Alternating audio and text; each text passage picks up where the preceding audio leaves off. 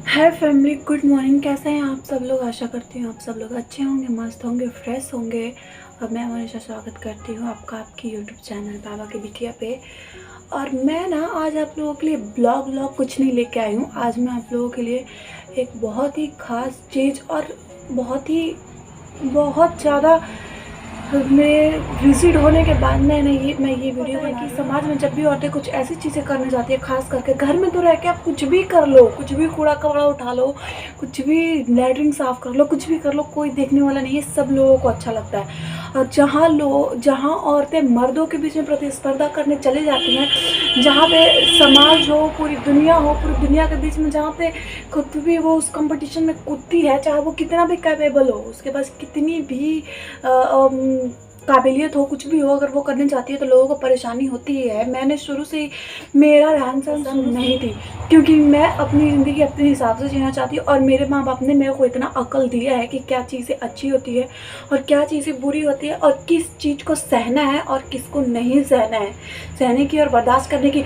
औरतें हमेशा से यही करती आई हैं कि बहुत सहनशील है, और जो चीज़ें उनको नहीं सहनी होती है वही चीज़ वो सहती है, जो नहीं, और जो सहना लायक होती है वो नहीं सहती है। तो मेरे माँ बाप ने इस चीज़ की ना मेरे को बहुत अच्छे से शिक्षा दी है कि मेरे को क्या सहना है और क्या नहीं सहना है। और काफ़ी दुख तो तब होता है ना जब हमारे घर वाले भी इस घटिया वाले चीज़ में, मतलब मैं बहू हूँ तो मेरी कोई वो नहीं है, मेरी अपनी कोई इमेज नहीं है, अपना कोई स्टैंड नहीं होना चाहिए। और सबसे ज़रूरी चीज़ ये कि बहुओं को ये मत करो, वो मत करो। दुनिया वाले देख रहे हैं कि पूरा दिन भर गोबर करवाते रहेंगे, ये करवाते रहेंगे, वो करवाते रहेंगे, पूरा काम घर की, और बस यहाँ तक वो घूंघट लगा के और सारा काम करते रहो, कोई दिक्कत नहीं है। जहाँ मुंह दिखा लिया लोगों को तो बस पता नहीं क्या होगा। अरे क्यों कंट्रोल नहीं कर पाते हो आप खुद पे? क्यों दूसरों को, बहन बेटियों को इतनी गंदी नज़र से देखते हो? मतलब मुँह छिपा के पूरी दुनिया घूम ले, कोई दिक्कत नहीं है आपको। मुँह निकाल के दिखा दिया तो वो बिल्कुल ख़राब हो गए, उनकी कहानी दूसरे दुनिया के आदमी वाले में हो गई। और मुंह ढकना हमारी संस्कृति, जो अनपढ़ गंवार लोग होते हैं ना, उनका यही एक खेल होता है। और पढ़ के तो कलेक्टर बन गई। अरे बेवकूफ़ो, पढ़े लिखे लोग जो घर गृहस्थी भी चलाते हैं, उनकी भी रहने की और घर गृहस्थी चलाने की एक अलग तरीके होते हैं, वो अलग चीज़ सोचते हैं। और जो अनपढ़ लोग होते हैं ना, उनको कितना भी पैसा दे दो, वो यही सोचेंगे कि उसकी चुगली कर ले, उसके घर में क्या हो रहा है, दिन रात दूसरे के दरवाजे, खिड़की और छत पे झाँकते रहते हैं। यही काम रहता है अनपढ़ गंवार लोगों का, चाहे उनके पास कितना भी पैसा आ जाए। और पढ़े लिखे लोगों को कोई फ़र्क नहीं पड़ता दुनिया से, वो अपना काम करते हैं, अपनी चीज़ें करते हैं। उनसे कोई मदद मांग लिया, कर लिए, उनसे कोई कुछ पूछ लिया, बता दिए। वरना ऐसे फालतू की चीज़ें करने के लिए उनके पास दिमाग में टाइम ही नहीं रहता है, क्योंकि जितना उनके पास टाइम रहता है उसमें वो नई क्रिएटिविटीज़ करते हैं कि दुनिया में क्या चल रही है, क्या हमें करना चाहिए, क्या नहीं। और मैं आपको एक चीज़, बिल्कुल आप गरीब हो अमीर हो उससे कोई फ़र्क नहीं पड़ता है, आपको खुद का स्टैंड बिल्कुल होना चाहिए। और दुनिया वाले क्या कहते हैं कुछ फ़र्क नहीं पड़ता, दुनिया कोई आपको देता नहीं है। 5 रुपये किसी का लेके देखो, दूसरे दिन वापस सिर पे चढ़ जाएगा कि बाबू मेरे को आपको 5 रुपये देना है। और सबसे मेन चीज़, ज़रूरी चीज़ है कि यहाँ उनको अपने दौलत का बहुत ही ज़्यादा घमंड है। किसी ने मेरे को कहा है, मेरे को पता चला है अभी, कि उसको पैसों की इतनी क्या ज़रूरत पड़ गई थी कि वो वीडियो बनाने लग गई। अगर इतना ही उसको पैसे की ज़रूरत थी तो हमसे मांग लेती, हम उसको 2-2 हज़ार रुपये दे देते। और ये हमारे किसी घर वालों को ही कहा है, तो मेरे घर वाले भी ऐसे और वो कहने वाला भी ऐसा। पैसों की ज़रूरत होगी तो मेरे घर वाले अभी मर नहीं गए हैं। सबसे ज़रूरी चीज़, पापा हैं, यहाँ के पापा हैं, और बहुत सारी चीज़ें हैं, मेरी बहुत सारी फैमिली है। मैं उनसे पैसे मांग लूँगी, 2-2 हज़ार रुपये लेना ही होगा मेरे को तो।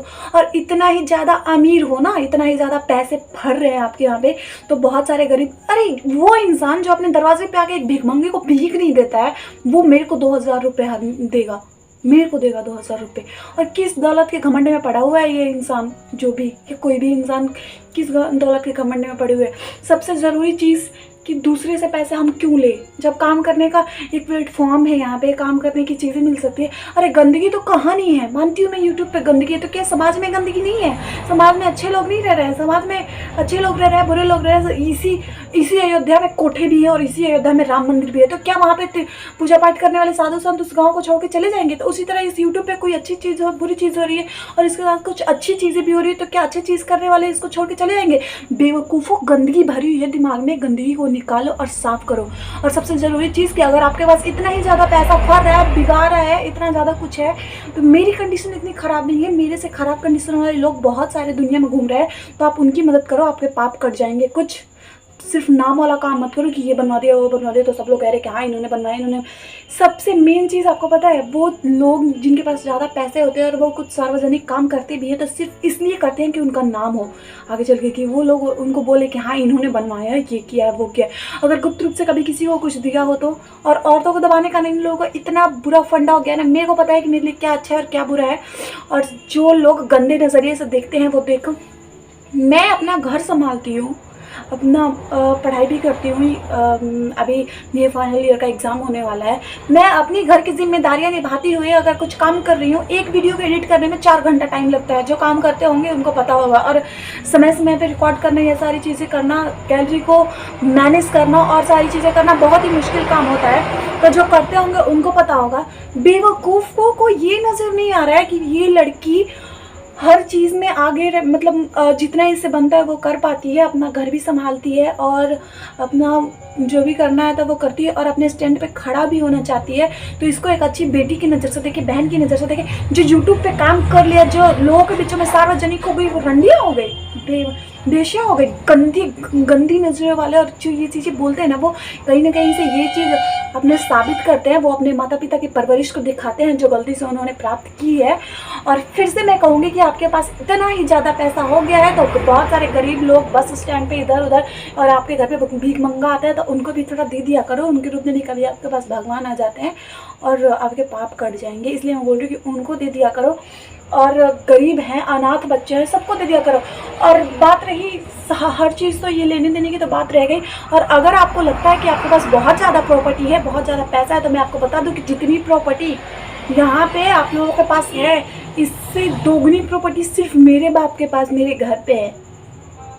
और जिसके लिए कोई और रहने वाला नहीं है, मैं ही रहने वाली हूँ सिर्फ। और यहाँ और जितनी प्रॉपर्टी आपकी यहाँ भी होगी, वहाँ हमारे ससुराल में भी है, तो वहाँ भी हमारा है और वहाँ भी है। और यहाँ पे भी आके हमने कुछ ना कुछ खड़ा ही किया है। तो लेकिन वो मेरे पापा का पैसा है, इनके पापा का पैसा है। और मैं निठल्ली नहीं रहना चाहती हूँ, मेरा भी कोई स्टैंड होना चाहिए।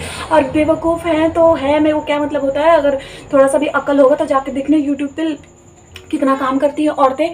और जो भी औरत, मैं खुद कहूँगी कि जो भी औरत ये चाहती है कि उनकी घर गृहस्थी वो अच्छे से संभाले, ये एक बहुत अच्छा प्लेटफॉर्म है। आप अपना घर गृहस्थी भी संभालो और अपना काम भी देखो और इस पर आप पढ़ा सकते हो, अपनी डेली ब्लॉगिंग कर सकते हो और कुछ अच्छी चीज़ें जो भी आपको करना है वो करो। और मैं भी अभी नया क्लासेस शुरू करने वाली हूँ, इंग्लिश की क्लासेस। तो मेरे को कोई फ़र्क नहीं पड़ता है कि दुनिया क्या कहती है। और मैंने अपनी शक्ल दिखाने के लिए मैंने सोचा था कि जब तक मैं थोड़ी सक्सेस नहीं हो जाऊँगी, मैं अपना यूट्यूब पर चेहरा नहीं दिखाऊँगी, सिर्फ इसलिए क्योंकि मेरे परिवार में सुख शांति बनी रहे। लेकिन मेरे परिवार वालों को भी सुख शांति चाहिए नहीं, वो दुनिया वालों के पीछे पड़े रहते हैं। जो वो कहते हैं वहीं सुनते हैं, फिर मेरे से आके बहस। पता है आपको, जब कोई औरत कुछ काम करने जाती है ना, तो उसको एक आदमी से, मैं ये नहीं कहती कि लड़कों को परेशानी नहीं होती है, गुना ज़्यादा परेशानियाँ झेलनी पड़ती है। तो आप प्लीज़ आप ये बताना, मेरी वीडियो जाकर देखना और उसमें देखना कि क्या चीज़ें हैं जो हम घर में मस्ती करते हैं, खुश रहते हैं। अरे हम खुश रहे तो आपको देख के इतनी तकलीफ क्यों हो रही है भाई? क्यों हो रही है आपको इतनी देख के तकलीफ है? और दौलत का घमंड है ना, कभी किसी को मत दिखाना। सबसे पहली चीज़ की दौलत में आपसे कम हम भी नहीं है, इतनी चीज़ें तो मेरे पास है। और मैं उन लोगों की तरह नहीं हूँ कि जो बाप ने कमा के रख दिया उसके ऊपर ऐश कर रहे हैं और खूब वो कर रहे हैं कि मैं दे दूंगा वो दे दूंगा। अरे खुद का कमा के दो ना किसी को, 2000 4000 तब जाने। बस यही चीज़ है दुनिया की, बहुत गंदी चीज़ें ये सारी चीज़ें। और अब मैं अपना शक्ल भी नहीं छिपाने वाली हूँ। क्यों छिपाऊँ? मैं कोई गंदा काम थोड़ी ना कर रही हूँ। और ये घूंघट वाला चीज़ ना ही हमारे महाभारत काल में थी और ना ही हमारे रामायण काल में थी। अगर आपको थोड़ी सी भी अक्ल हो और वो सारी चीज़ें हो तो। हमारे देश में ना पहले ऐसे पुरुष होते ही नहीं थे कि औरतों का मुँह देखा और उनका कलेजा एकदम बिल्कुल बाहर आ गया, मुँह को आ गया।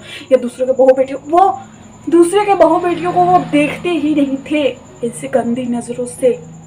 जो चप्पल पहन के जा रही है कि नहीं, सर पे घूंघट लेके जा रही है कि नहीं, छत पे ब्रश कर रही है कि नहीं, इधर घूम रही है कि नहीं, पौधे में पानी डाल रही है कि नहीं, हमेशा नज़र आपको दूसरे की एक्टिविटी पे टिकी रहेगी, दूसरी औरतों को। तो ये चीज़ें हमारे देश में थी नहीं, पता नहीं अब क्या हो गया है लोगों को हमेशा लड़कियों की एक्टिविटी पे। खुद को देखो ना, कितनी गंदी सोच बना के रख रखी है अपनी, तो खुद को संभालो।